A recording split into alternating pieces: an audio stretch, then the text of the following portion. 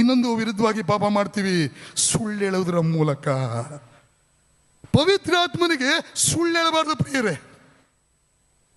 ನಿಮ್ಮೆಲ್ಲರಿಗೂ ಗೊತ್ತಿದೆ, ಅಪೊಸ್ತಲರ ಕೃತ್ಯ 5ನೇ ಅಧ್ಯಾಯದಲ್ಲಿ ಅನನೀಯ ಸಫೈರಳು, ಅಲ್ಲೆಲ್ಲ ಒಂದು ದೊಡ್ಡ ರಿವೈವಲ್ ಆಗಿದೆ ಪ್ರಿಯರೇ. ಸಭೆಯಲ್ಲಿ ಅಲ್ಲಿ ಅಡಿಷನ್ ಶುರು ಆಗಿದೆ, ಮಲ್ಟಿಪ್ಲಿಕೇಶನ್ ಶುರು ಆಗಿದೆ. ಇದು ಸೈತಾನಂಗೆ ತಡಿಲಿಲ್ಲ, ಅರ್ಥಮೆಟಿಕ್ ತಂದ್ಬಿಟ್ಟ, ಡಿವಿಷನ್ ಸಬ್ಟ್ರಾಕ್ಷನ್ ಅದನ್ನು ಸಹ ಒಳಗೆ ತಂದ್ಬಿಟ್ಟ. ಸಭೆಯಲ್ಲಿ ಅಂತ ಅದ್ಭುತ ನಡೀತಾ ಇದೆ. ನೋಡಿ, ಇವತ್ತು ಸಭೆಯಲ್ಲಿ ಹೊರಗಿನವರಿಂದ ಸಮಸ್ಯೆ ಜಾಸ್ತಿ ಇಲ್ಲ, ಒಳಗಿನವರಿಂದ ಸಮಸ್ಯೆ ಜಾಸ್ತಿ. ಸೈತಾನದನ್ನು ನೋಡ್ದ, ಒಳಗಿನವರಿಂದ ಆ ಸಮಸ್ಯೆ ತಂದ ಪ್ರಿಯರೇ.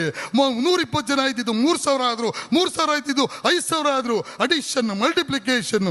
ಆದರೆ ಇವನು ಮಧ್ಯದಲ್ಲಿ ಡಿವಿಷನ್ ತಂದು, ಸಬ್ಟ್ರಾಕ್ಷನ್ ತಂದು, ನಾನು ಈಗಾಗಲೇ ಹೇಳ್ದಂಗೆ ಅರ್ಥಮೆಟಿಕ್ ಒಳಗೆ ತಂದ್ಬಿಟ್ಟ ಪ್ರಿಯರೇ.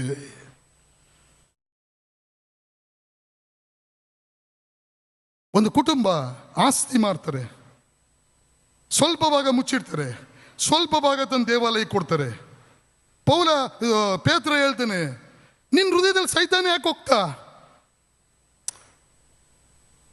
ನಿನ್ನ ಆಸ್ತಿ ನಿನ್ನ ಹತ್ರ ಇದ್ದಾಗ ನಿಂದೆ ಅಲ್ವಾ, ಮಾರಿದಾಗಲೂ ನಿಂದೆ ಅಲ್ವಾ, ನಿನಗೆ ಯಾಕಿಂತ ದುರಾಭಿಪ್ರಾಯ ಮಾಡಿದೆ? ನೀನು ಸುಳ್ಳಾಡಿದ್ದು ಮನುಷ್ಯರಿಗಲ್ಲ, ನೀನು ಸುಳ್ಳಾಡಿದ್ದು ದೇವರಿಗೆ ಎಂಬುದಾಗಿ